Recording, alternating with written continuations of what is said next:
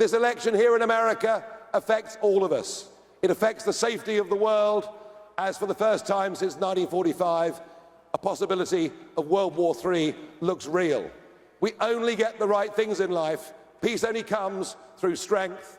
Trump can deliver it. Please do your all to go out, work hard, donate, put your walking boots on, deliver your leaflets. Let's get this man back in the White House, and let's get common sense back into the Western world. You can probably go back to the Cuban Missile Crisis to think that the world was on the brink potentially of something horrendous. If not, before that, you're back to 1945. I can't think of a more dangerous, unstable time than we've currently got. We have a bloc forming against us. You know, Russia are now very much in the arms of China, India teetering as to which way it's going to go, South Africa now firmly in the other club, some South American countries in that club. You know, when you get big blocs that form up against each other, you're in a very dangerous place. Clearly, what is happening in Ukraine is horrific. Hundreds of thousands of men killed and wounded. We have the situation in the Middle East, not just Gaza, but of course what's happening with the Houthi rebels in the Red Sea, etc.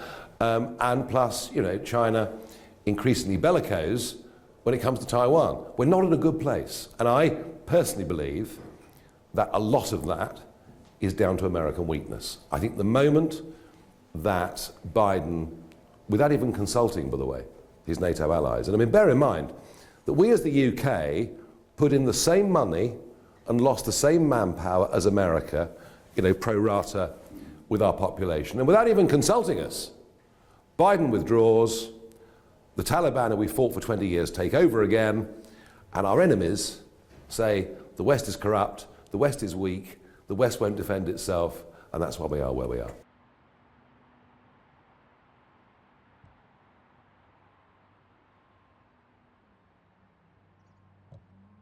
There is absolutely no chance of America abandoning their longest, most traditional allies. It isn't going to happen. I don't have the view that once Ukraine's fallen, that Putin comes for Poland and the Baltic states. I mean, who knows?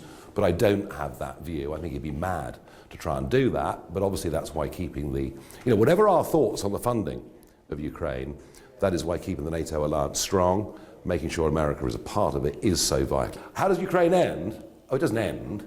It's a stalemate in Ukraine. It's got shades of the First World War. You know, this could go on and on and on for year after year. It's already lasted well over 2 years. Russia is not going to give up. We have to have negotiations at some point, though I would accept that after the death of Navalny, in horrendous circumstances, that has now become harder. And it may well be that peace negotiations fail completely. Yeah.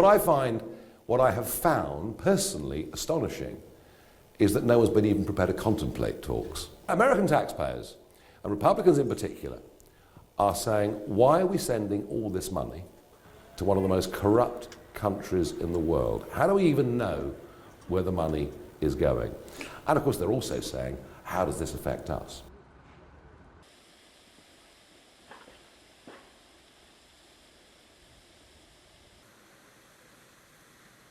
Well, neither side's particularly strong.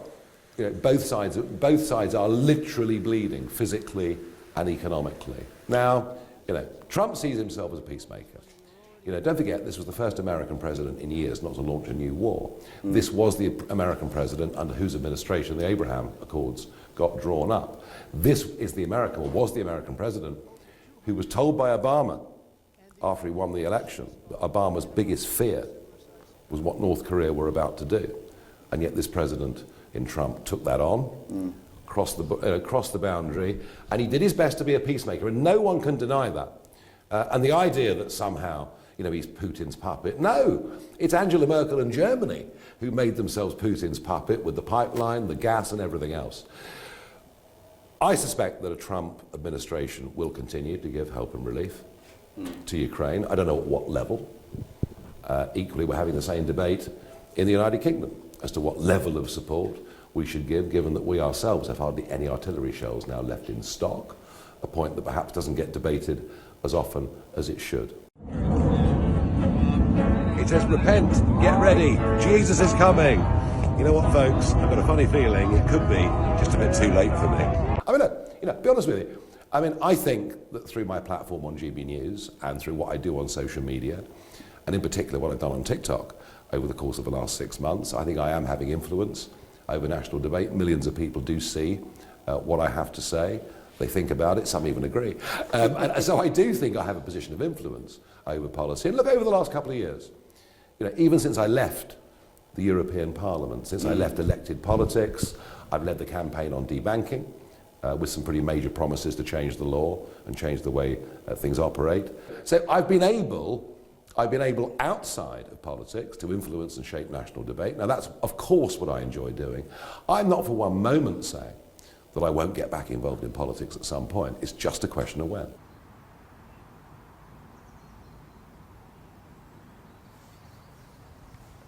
I regret that when it comes to borders, when it comes to regulatory easing, that none of that has happened. Yeah, and I'm pretty cheesed off. And I think a lot of people feel betrayed by Brexit. But we've still done it.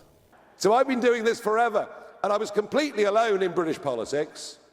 I was completely and utterly alone inside the European Parliament,